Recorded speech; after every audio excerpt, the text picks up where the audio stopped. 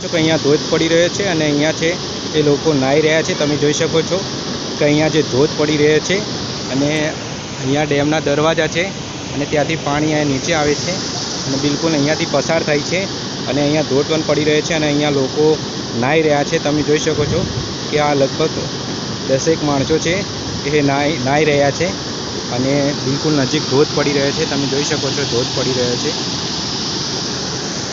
છું આપનો દિલીપ અને અત્યારે આપણે આવી ગયા છે દાંતીવાડા ડેમ ઉપર અને તમે જોઈ શકો છો મારી પાછળ છે દાંતીવાડા ડેમના જે દરવાજા છે બિલકુલ બંધ છે। અત્યારે પાણી ઓછું છે, ડેમના દરવાજા ખોલવામાં નથી આવ્યા અને તમે મારી પાછળ જોઈ રહ્યા છો કે જે ડેમ છે એના દરવાજા છે, અહીંયાથી પાણી પસાર થાય છે